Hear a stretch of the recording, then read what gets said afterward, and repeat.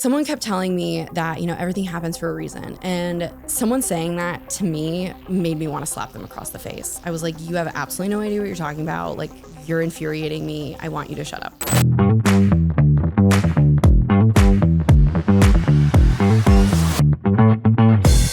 Hey besties, welcome back to another episode of I Missed Me. I am so excited today because I have Lauren LaRue with me today. She is the host of Do the Damn Thing, which is a podcast that covers all types of important conversations from personal development and to growth and entrepreneurship.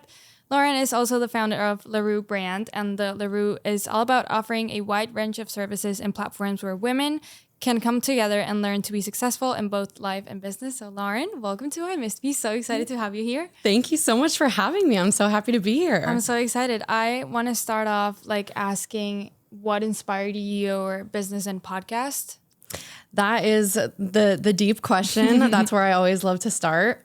So LaRue was born from such a pinnacle point of my life. When I was 18 and a freshman in college, my brother died, and that was a very sudden experience. He was killed in a motorcycle accident. No.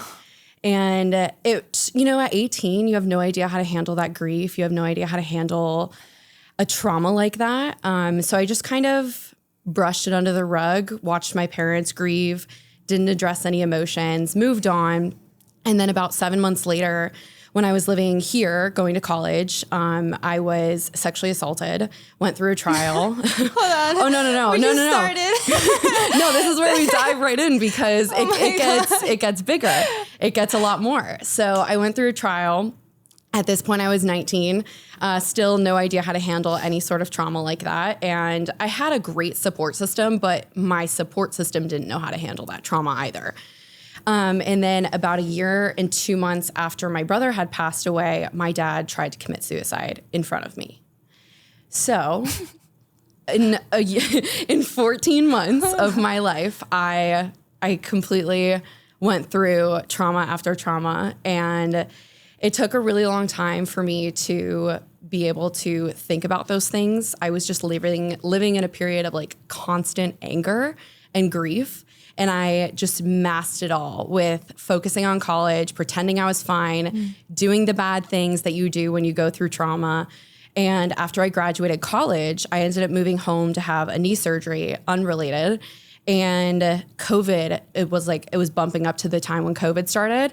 And when it happened, when COVID hit, I was just like, you know what? I'm not well. I am not well. And the grief was just overwhelming me. So I decided to start dealing with it.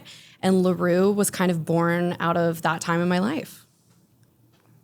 I'm processing. Me too. Wow. Okay. Did you go to therapy? I did. So once I started, there was a literal day where I decided I'm done. I can't handle this anymore. It was a day where I was, having the bad thoughts, thinking about ending my life. And I called my parents and I was just like, you know what? We need to talk about this because I feel like I'm literally dying. So we sat down and had a big conversation about what my grief looked like and what my depression and anger, resentment, guilt, all of the things felt like and what they looked like.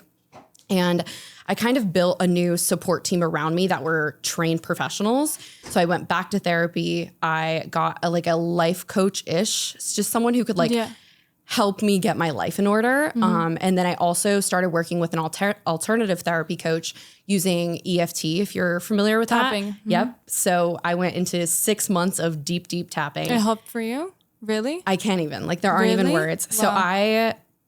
So tapping was one of the most transformative ways to rewire and reprogram my brain. Can you explain a little bit how tapping works? Absolutely. So EFT tapping utilizes the meridian points on your body. So it's based in Chinese medicine. So super, super old science that is backed with so much psychology. So it uses meridian points on your body. So above your eyebrows, on the side of your eye, under your eye, your collarbone, the side of your hand, the top of your head. These are all points where our body relaxes.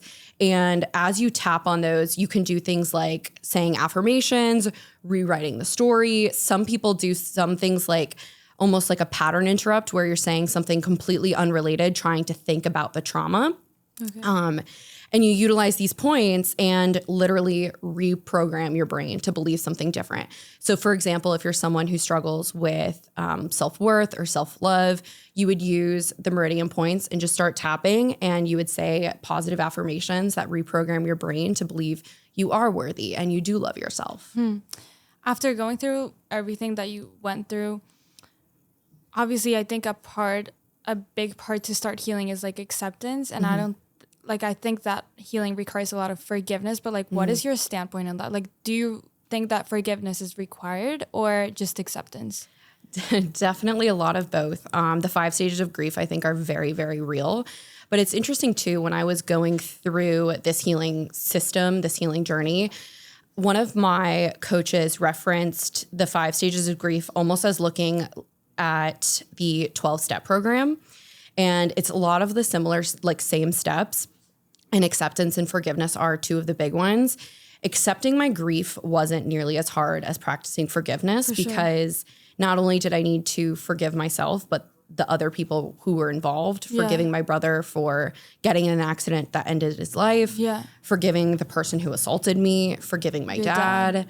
So it was a long journey, and forgiveness is something that is very, most people think of it as 2-sided, but when it comes to a journey like that, it is 1-sided. You have to find it within yourself to forgive the actions that you've taken, but also forgive what other people have gone through that has affected your life. Like you said, I think forgiveness is just more for you and like to live more at peace. What would you say, like, what's your biggest advice when it comes to like forgiveness? Because some people like see forgiveness as like, it's like for the other person. Like, I don't want to forgive that person because they did this, this and that. And it's like, you're not forgiving them because it's okay, but you're forgiving them to be okay with you. So like, what's your biggest advice when it comes to forgiveness? I think when it comes to the 1-sided look or perspective on forgiveness, it's such a big hurdle because you have to think about the actions that someone took either against you or that affected you, and frame it in a mindset that is, they were doing the best that they could. And that can feel really difficult when it's someone who's like emotionally harmed you. I went through a really bad friendship breakup in college, and it took me years and years and years to get to a point where I could say I forgive this person, because now, obviously being so much more older, more perspective, and just kind of knowing all the things that I do know now about psychology and just, emotional well-being, I was able to kind of put that forgiveness in a mindset of, this person was doing the best that they could with the information that they had, with the experiences that they've gone through. And sometimes when people don't have such adverse experiences in life, their perspective can be very one-sided or one-dimensional. And that's why people act out in certain ways. So I think if you're someone struggling with forgiveness in terms of someone who's hurt you or someone who's wronged you or a grief or anything like that, forgiveness has to come from a place of knowing that we're all growing, we're all healing. And some people are doing it in different approaches than others. Some people aren't approaching it at all, but that doesn't have to affect the way you frame life, your framework around life or your experiences. And when you get to a place of forgiveness against someone or for someone who's, wronged you, it's such a liberating space to live in and exist in, because you're no longer carrying the weight of someone else. It's not your weight anymore. It's their baggage. It's not yours. Like you said, like the 5 stages of grief are like super real, and like you go through denial. And what do you think is like the hardest stage to get through, and your biggest advice for someone who's in whatever stage? That is such a great question. I don't think I've ever actually thought about which stage was the hardest. I think with grief, as an outside perspective, you think of grief as those 5 stages, and then you think about the process of it. And then you think that, if you're watching someone go through a grieving process, whether it's the loss of a person, a job, the loss of a relationship, you think once they've reached that stage of acceptance that it's over, grief is done, like they're moving on, right? I think honestly, it's not one particular stage that's the hardest. It's just the journey itself. Especially when it comes to the loss of a human being, the journey never ends. It just doesn't. Just yesterday, I was thinking about my brother. His birthday is next week. He would have been 30. And his 8-year anniversary is 2 weeks after that. And I was thinking about how much I miss him. And it's easy to think about how much you miss a person. But then when you think about like the details of, you know, like I wish I could hear his voice. That's what's like, that's the grief. That's the hardest part. And that never, ever goes away. That'll never be gone. So I think the hardest stage of grief is just the journey itself, the longevity of it, because it's never something you're going to be over. It's just, it gets a little bit easier as time passes. Yeah. Oh my gosh. Wow. I'm like getting chills like all over. You talk a lot about intentional living. It's something that you like talk about on your podcast. What does that mean for you now? So the term intentional living comes from a deep, deep, dark place in me originally that is now this bright, shining light. And it's kind of the entire premise around my brand and my business. So when I was going through, you know, my stages of grief and going through my healing journey and starting to address all of these emotions that I was feeling with my kind of, I call them my life team at the time. One of the biggest emotions I was feeling was guilt. This idea that I was wasting time that was stolen from my brother. I was thinking, you know, it should have been me. Like he had all this time ahead of him. And it was just a very dark place for me to believe that I was unworthy of that time and that, you know, every moment I sat on the couch or grieving or in depression, I was just wasting time that he didn't have. So as I started to transform that mindset, a lot of it was around this word, you know, being intentional with my time, being intentional with the way I spend my time, with who I spend my time with, you know, what I do with my time. And it doesn't always mean, intentionality certainly doesn't mean like always doing something. It doesn't mean being on the go all the time, burning yourself out. It doesn't mean like having a packed schedule. It means savoring the time that you have, you know, doing things with intention, thinking about things before you do them. Like, does this serve me well? Does this serve my goals? Does this serve, you know, the version of myself that I want to be tomorrow? So intentionality to me is very universal, but also very, very individual. You have to define what that means to you. It's not, you know, it's not me telling you what it is, even as someone whose entire brand is intentionality. It's not me coaching someone saying, this is what intentionality means and this is what you have to do in your life to achieve it. It's about like, does this feel intentional to me? Yes, I love that. Okay, great. You know, how can you transfer that feeling into your job, your relationships, everything about your life?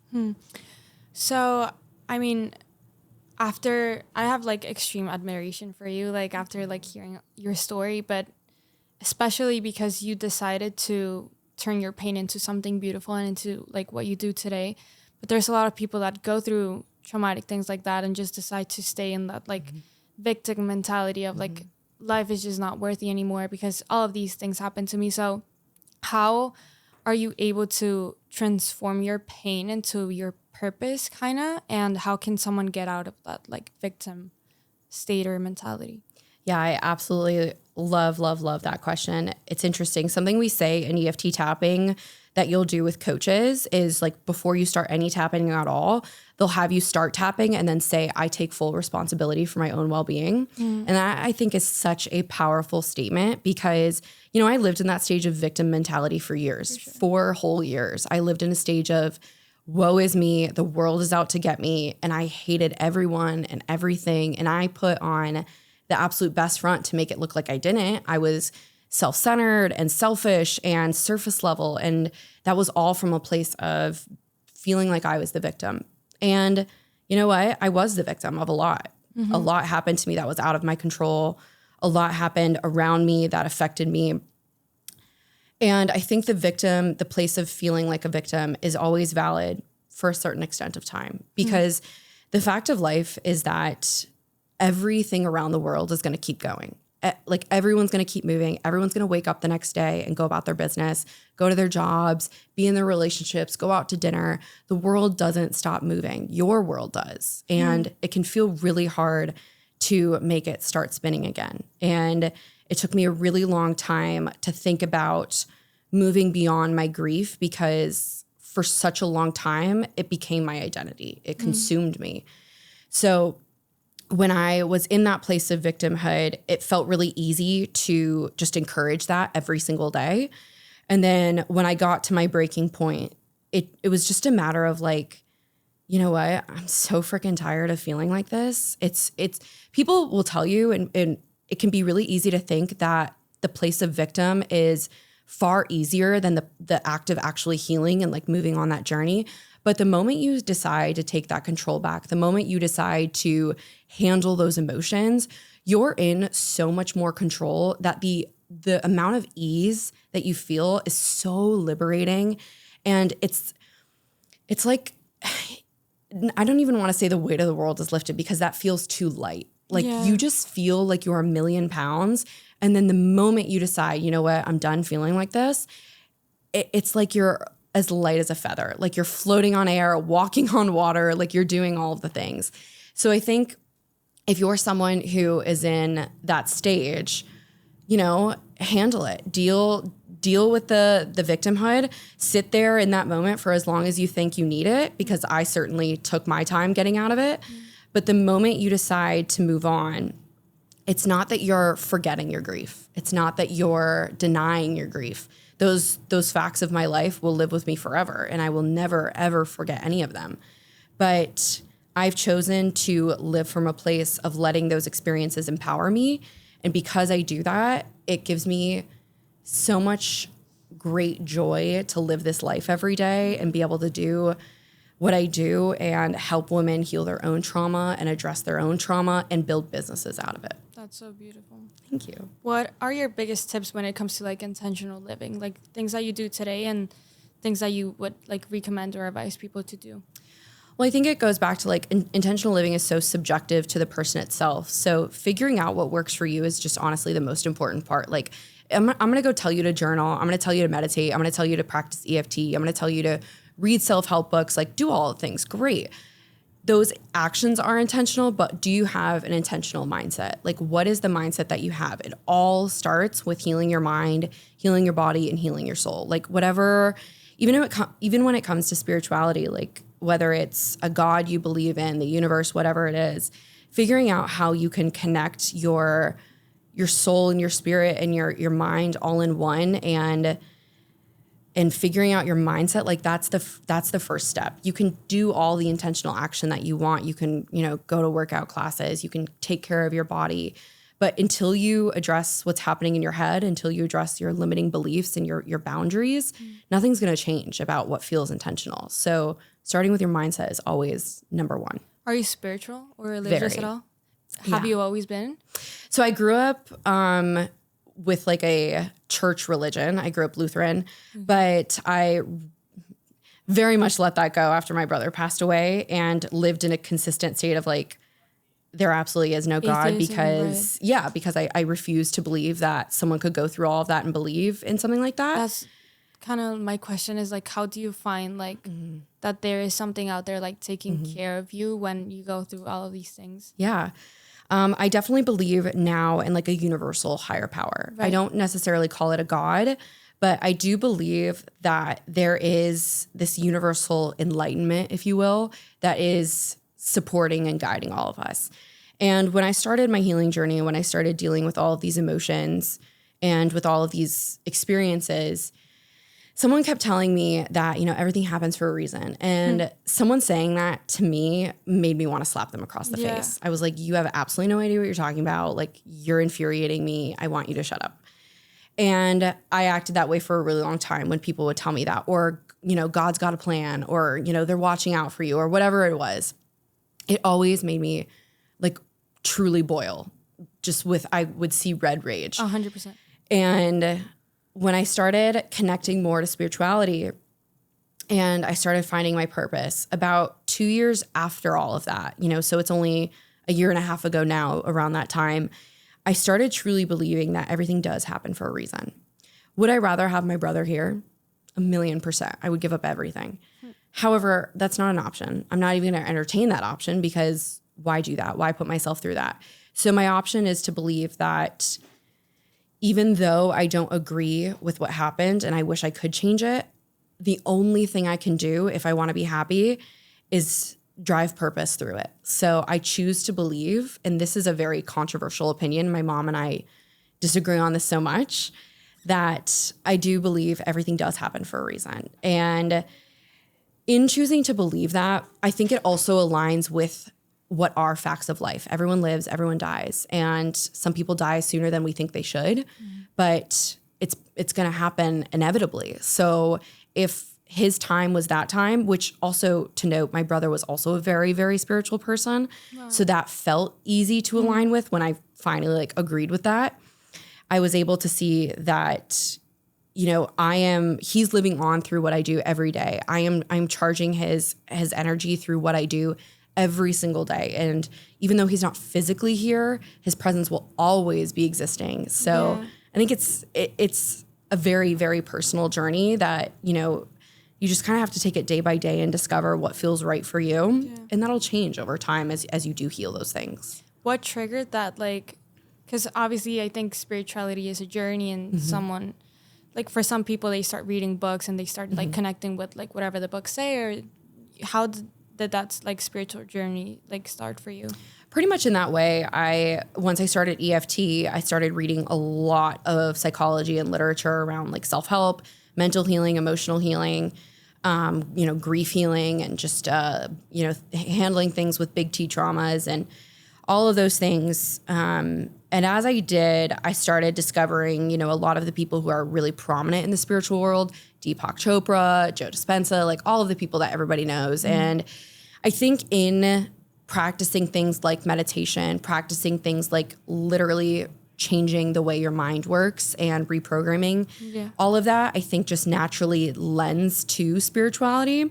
So it was easy for me to kind of just slip into that pool of it. And as I started learning, I think it brought on a lot of like subconscious knowings that this is what I believe in. This is what I've always believed in.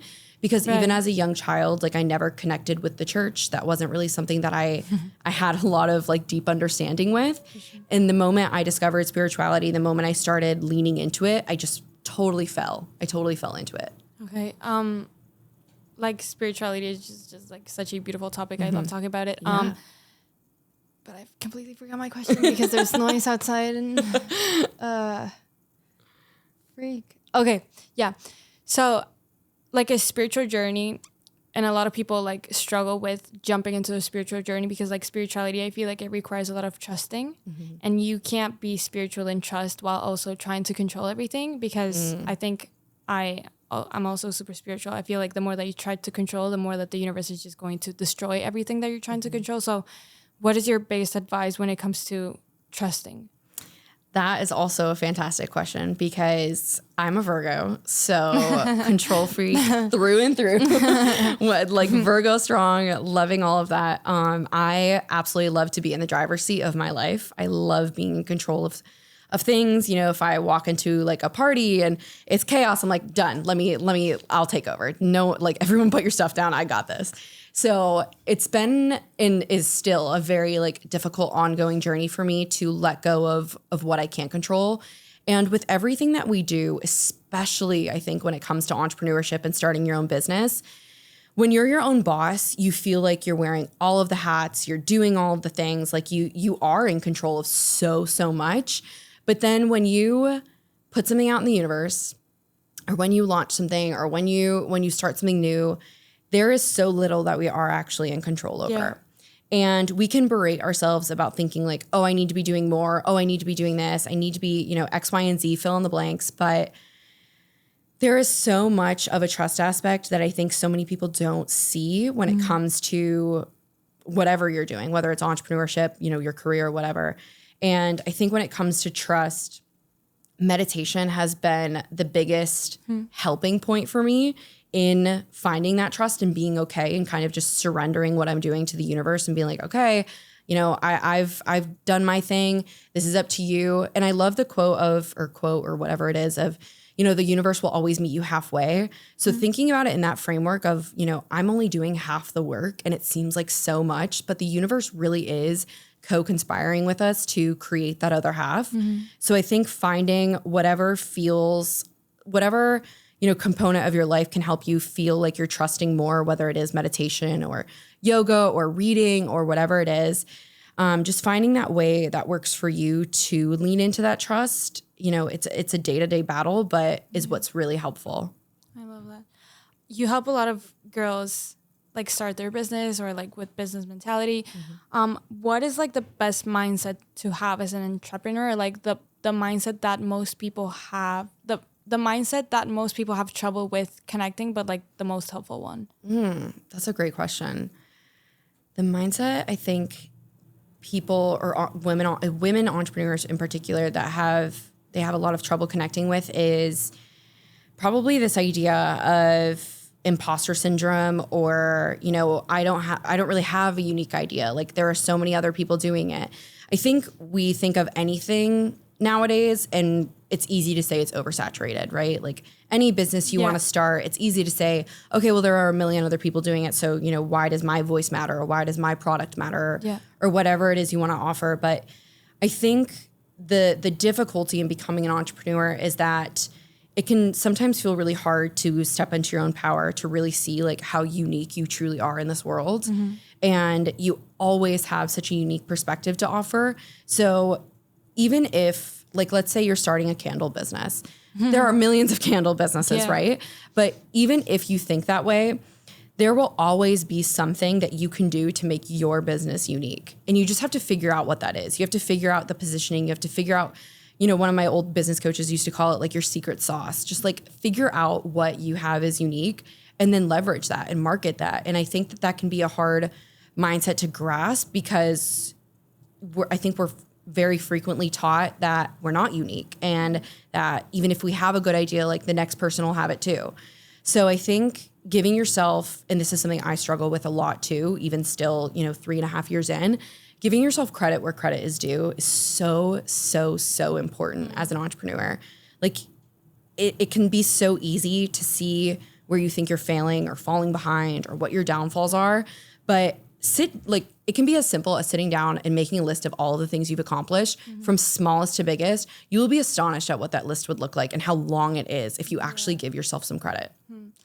I think one of the main reasons why people never start is because of fear of failure. So I don't want to fail, or I don't want it to turn out the way that I want it to turn out in this certain way. And if it doesn't turn out in this certain way, I don't even want to start. So I think one of the biggest like main reasons why people don't start is just fear of failure. Like, what is your biggest advice when it comes to like getting over fear of failure?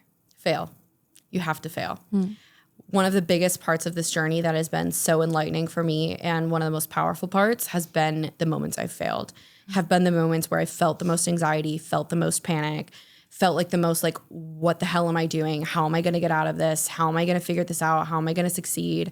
Failing has been in even beyond entrepreneurship, in just my life in general, since I've been a young child, like failing has been the places where I've learned the most lessons and achieved the most success following learning from that failure.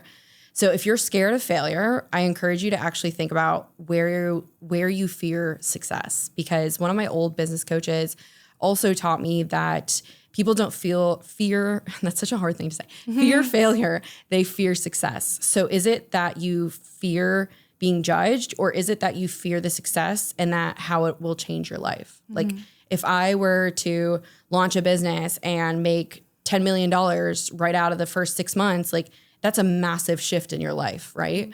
So is it that you fear failing and no one watching you, or you fear success and have all of these eyes on you? And I think the places that I failed have taught me the most valuable lessons to realize that it was perhaps the success that I feared, but overcame due to the mindset work that I do, due to EFT. So I think failure is, one, completely unavoidable. You're going to fail. No one's perfect. No one can do it on the first shot. And if you do something on the first shot and you are successful, it's likely that the next thing you do will fail, and that's okay. I encourage people and my clients and friends, failure is just such a natural part of life. It's like breathing. And if you can embrace the failure, embrace the suck, then I think you'll find so much more gratitude in the moments where you actually feel the elements of success. Yeah. Lauren, thank you so much for today's conversation. Before I jump into my last question, I do have a little gift for you. Oh my gosh. It actually, I think, aligns a lot with like today's message. My brand is called No Name Project now, but the message behind it is that we're all strangers healing together. I had no idea what your story was before we started this episode, and now I just have so much like love and compassion, and like admiration for you for like everything that you've been through. So this is for you. Thank you so much. Yeah, I love the color too. Okay, so jumping into our last question to close off today's episode, what does healing mean to you? What does healing mean to me? Healing is such a personal journey. It is such a factor of life that if you do not choose to heal, I think you're choosing to suffer, the victim mentality that we talked about. And I think that if you find the courage one day, whether it's 5, 10, 15 years down the line, to choose to heal, it's the most empowering choice you will ever make in your life. It is the thing that will affect every decision, every relationship, every moment and experience that you will have. And healing for me has been the most empowering journey because it has given me the relationship that I have with myself, which is so deeply filled with gratitude and love and compassion.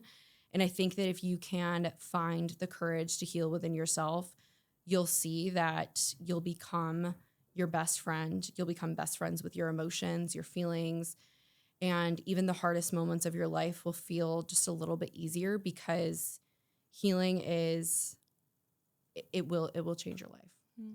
What is your biggest advice that you can give to a stranger? I think people think that putting yourself first can feel really difficult, but the moment you choose yourself above everything, and I think, parents will probably find that the hardest choice to make, but the moment you choose you above all, above everything in your life, career, finances, relationships, you are choosing the happiness and joy of everything else in your life because you're always taking care of you. And I think the best advice is always put yourself first, do you, figure you out and your emotions, and everything else will just solve itself. Thank you so much, Lauren, again for your time and for your story. Where can people find you? Everywhere. So Instagram is Lauren, very complicated last name, LHEUREUX. And my website is laurenlarue.com. Perfect. Thank you so much. Thank you so much. Thank you guys so much for watching. Don't forget to follow I Missed Me on social media at I Missed Me Podcast everywhere.